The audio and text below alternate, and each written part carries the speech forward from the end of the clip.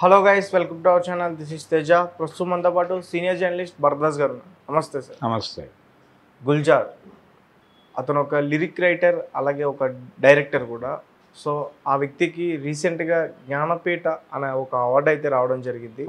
So Jnanpith award అంటే ఏంటి, దాని ప్రత్యేకత ఏంటి, అది ఇతనికి ఎందుకు ఇచ్చారు? జ్ఞానపీఠ అవార్డు అనేది సాహిత్య రంగంలో కృషి చేసినటువంటి వారికి ఇస్తారు. మన తెలుగు సాహిత్యం నుంచి విశ్వనాథ సత్యనారాయణ గారు జ్ఞానపీఠ తీసుకున్నారు. జ్ఞానపీఠ అవార్డు తీసుకున్నటువంటి మరొక తెలుగు కవి డాక్టర్ సి నారాయణ రెడ్డి. నారాయణ రెడ్డి గారికి విశ్వంభర కావ్యానికి జ్ఞానపీఠ అవార్డు వచ్చింది. అదే టైటిల్తో రేపు చిరంజీవి గారు ఒక సినిమా చేయబోతున్నాడు, విశ్వంభర అనే టైటిల్స్తోనే. అయితే సాహిత్య రంగంలో గుల్జార్ చేసినటువంటి కృషికి ఆయనకు దాదాపు 90 ఏళ్ల వయసులో ఉన్నాడు. ఆయన హిందీ సినిమాకి సంబంధించి ఆయన ప్రవేశించింది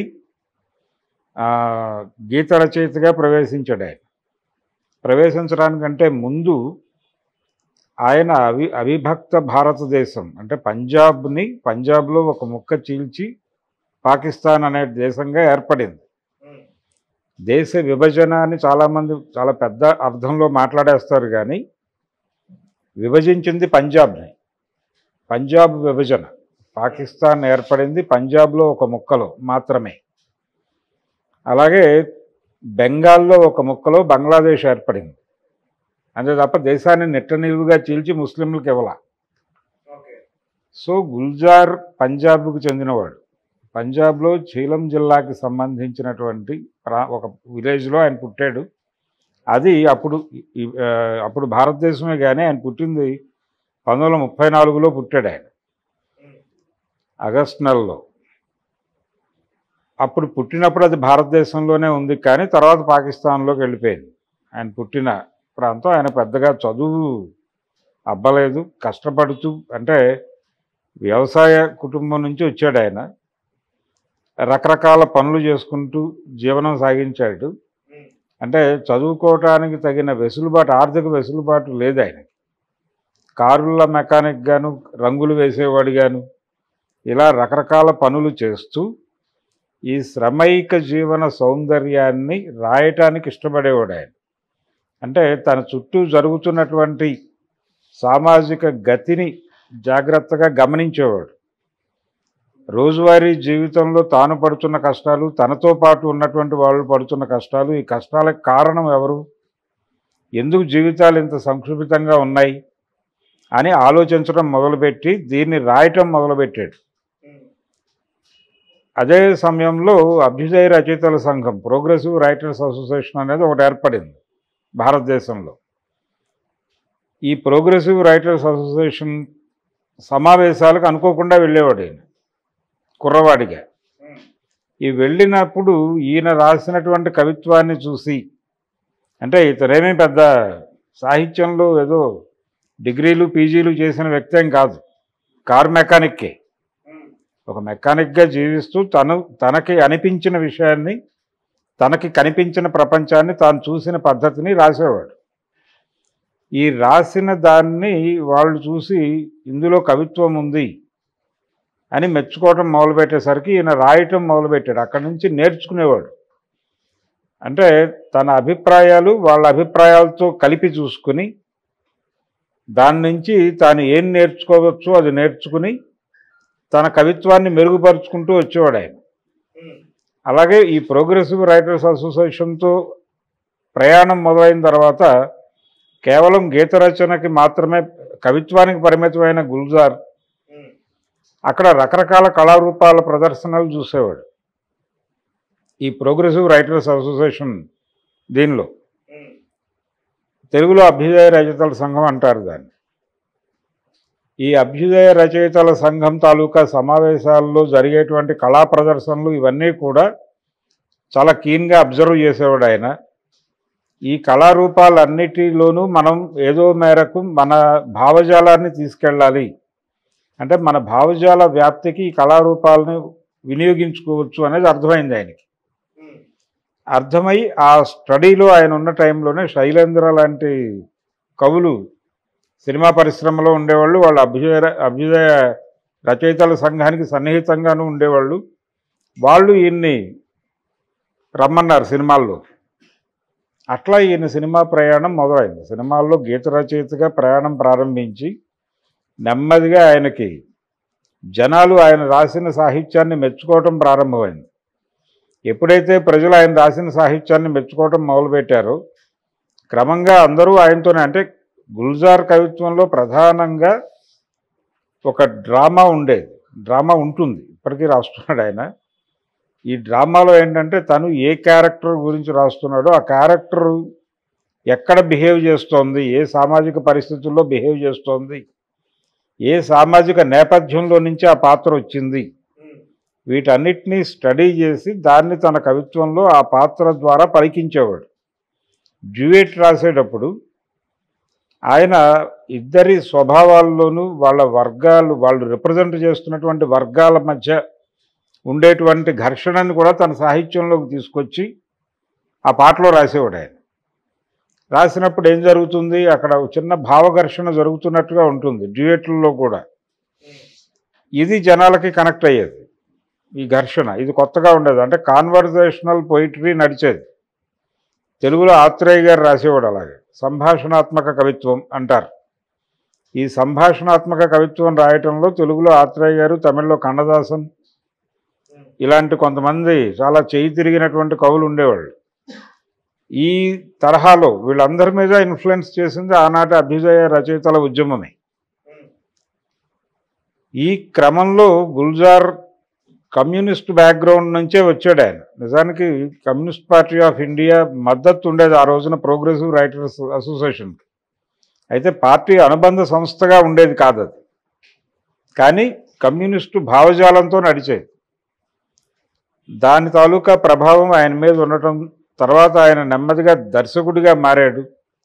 కేఏ అబ్బాసు, ఖాజా అహ్మద్ అబ్బాస్ అని చెప్పి ఆయన రాజ్ కపూర్ గారి సినిమాలకి కథలు రాసేవాడు. వీళ్ళందరి ప్రభావం గుల్జార్ మీద ఉంది. ఈ పరిణామ క్రమంలో ఆయన సమాజాన్ని అర్థం చేసుకునే, అలాగే పర్టికులర్గా తను పుట్టి పెరిగినటువంటి ప్రాంతం, ఆ ప్రాంతంలో వ్యవసాయ సమాజానికి పెట్టుబడిదారీ సమాజానికి మధ్య జరుగుతున్న ఘర్షణలు ఇవన్నీ బాగా అర్థం చేసుకునేవాడు ఆయన. ఆయన తర్వాత క్రమంలో తీసినటువంటి సినిమాల్లో కూడా అది కనిపిస్తుంది. ఇప్పుడు ఖలిస్తాన్ ఉద్యమాన్ని ప్రభుత్వం అణిచివేసిన పద్ధతి, వేర్పాటువాదంగా దాన్ని బ్రాండ్ చేసి టార్గెట్ చేసి జరిపినటువంటి ఒక రకమైన మారణ హోమం ఇందిరాగాంధీ ప్రభుత్వం. అమృత్సర్లో ఉన్నటువంటి స్వర్ణ దేవాలయం మీద సైనిక దాడి జరిపి ఆపరేషన్ బ్లూ స్టార్ అంటారు, ఆపరేషన్ బ్లూ స్టార్ పేరుతో స్వర్ణ దేవాలయం మీదకి సైన్యాన్ని పంపి వాళ్ళు దేవాలయ పవిత్రతని కూడా పట్టించుకోకుండా లోపలికి వెళ్ళి బింద్రన్ వాలైని పట్టుకుని కాల్చి చంపేశారు అక్కడే. ఈ సంఘటనలన్నీ ఆయన గమనించేవాడు. వీటి మీదే సినిమాలు తీశాడు ఆయన, మ్యాచెస్ కావచ్చు, మరొకటి కావచ్చు. ఆయన సినిమాల్లో కూడా ఆయన చూసిన జీవిత ఘర్షణలు ఉండేవి. అంటే ప్రేమ కవిత్వం బారాస్తాడు గుల్జార్ అనేటువంటి ఒక అభిప్రాయం చాలామందిలో కనిపిస్తుంది. కానీ ఆయన ఏది రాసినా ఆ నేపథ్యాన్ని వదలటం. ఇప్పుడు తెలుగులో ఆత్రేయ గారు ఒక సరదా పాట, అంటే కారులో షికారుకి వెళ్ళే అనే పాట రాశాడు ఆయన. దానిలో ఒక వర్గ ఘర్షణ చెప్తాడు. కారులో షికారుకి వెళ్ళే పాలబుగ్గల పసిడిదాన, అసలు ఆ నిగ్గు ఎలా వచ్చిందో తెలుసా నీకు? ఎంతమంది కష్టపడితే నీకు ఈ ఖాళీ సమయం దొరికింది, ఇంత రిలాక్స్డ్గా నువ్వు ఉన్నావు, ఇంత అందంగా నువ్వు ఉండటం వెనకాల చాలామంది శ్రమ ఉంది, వాళ్ళందరినీ తొక్కేసి నువ్వు అందంగా కనిపిస్తున్నావు అనే పద్ధతిలో నడుస్తుంది ఆ పాట. ఈ ధోరణి ఆ జనరేషన్ కవులందరిలోనూ ఉండేది. అదే ధోరణి గుల్జార్ కవిత్వంలో కూడా ఉంది. ఇప్పటికీ ఆయన అదే భావజాలంతో ఉన్నాడు. ఆ టైంలో ఉన్నటువంటి లీడింగ్ లిరిక్ రైటర్స్ అందరినీ దాటి ప్రధానంగా పాత్ర స్వభావాలని, వాటి నేపథ్యాన్ని డైరెక్టర్ చెప్పినా చెప్పకపోయినా తాను అర్థం చేసుకున్న పద్ధతిలో పాట రాయటం ద్వారా సినిమాకి ఒక శక్తిని ఇచ్చేవాడు గుల్జార్. ఆ శక్తిని ఇవ్వటం అనేది ఆయన గొప్పతనం, ఆయన భావనా శక్తి. అంటే ఈ క్యారెక్టర్ ఫలానా ప్రాంతానికి చెందింది, ఈ కుటుంబానికి చెందింది అని చెబితే దాని కులం ఏమిటి, దాని నేపథ్యం ఏమిటి, భారత సమాజం ఏమిటి అనే దాని మీద ఆయనకు ఒక స్పష్టమైన అవగాహన ఉంది. అంటే ప్రతి మనిషి పుట్టిన తర్వాత జెండర్ అవుతాడు, ఆడ మగ లేకపోతే మరొకట అవుతాడు. ఆ తర్వాత చదువుకునేటువంటి క్రమంలో విద్యార్థి అవుతాడు, లేకపోతే బాలకార్మికుడు అవుతాడు. ఆ తర్వాత ఏదో ఒక పని వృత్తిదారుడు అవుతాడు, వృత్తిదారిణి అవుతుంది, అంటే మహిళలు అవుతాయి. ఇలా మొదలైన తర్వాత ట్రేడ్ యూనియన్స్గా మారుతారు వాళ్ళు. ఈ క్రమం మానవ జీవితం ఎన్ని విభాగాలుగా జరుగుతుందో ఈ అన్ని విభాగాలనే ఆయన అధ్యయనం చేశాడు. ఈ అధ్యయనం చేయటం వలన వీళ్ళు ఒక పాత్ర చెప్పగానే అది ప్రస్తుతం ఎక్కడుంది, ఎక్కడి నుంచి బయలుదేరింది, ఆ రూట్స్ ఏమిటి అనేది ఆయనకి ఇమ్మీడియట్గా అవగాహనకు వచ్చేది. ఈ అవగాహనలో నుంచి రాసేవాడు. అందుకని సజీవ సాహిత్యం వచ్చేది. ఆ సజీవ సాహిత్యం, ఆయన జైలు కవిత్వం రాశాడు, ఆ అనుభవాలు ఉన్నాయి ఆయనకి, ఉద్యమ అనుభవాలు ఉన్నాయి. ఆ ఉద్యమం తాలూకా ప్రభావం గురించి రాసేవాడు. ఆయన కవిత్వం ఈ మధ్య విప్లవ రచయితల సంఘం కూడా తెలుగులోకి అనువదించి ఒక పుస్తకం వేశారు. కాబట్టి భారతీయ సమాజాన్ని అర్థవంతంగా చదువుకున్నటువంటి రైటర్ గుల్జార్. ఆయనకి జ్ఞానపీఠ అవార్డు ఇవ్వటం అనేది సమంజసమైన నిర్ణయమే. ప్రభుత్వం తీసుకున్నటువంటి నిర్ణయాల్లో సమంజసమైన నిర్ణయం గుల్జార్కి అవార్డు ఇవ్వటం, జ్ఞానపీఠ ఇవ్వటం. ఎందుకంటే కింది నుంచి వచ్చినటువంటి సమాజంలో అట్టడుగు ఒక బాలకార్మికుడిగా జీవితాన్ని ప్రారంభించినటువంటి వ్యక్తి ఆయన. అనుభవంలో నుంచి కవిత్వాన్ని రాశాడు ఆయన. కవిత్వాన్ని నేర్చుకుని కవిత్వం చెప్పడం కాదు, తన బతుకులో నుంచి. ఇప్పుడు జానపద గీతాలు ఉంటాయి, జానపద పాటల్లో ఒక వర్గ కసి కనిపిస్తుంది. వాళ్ళు ఎవరినో టార్గెట్ చేస్తారు, ఆ టార్గెట్ చాలా క్లియర్గా ఉంటుంది.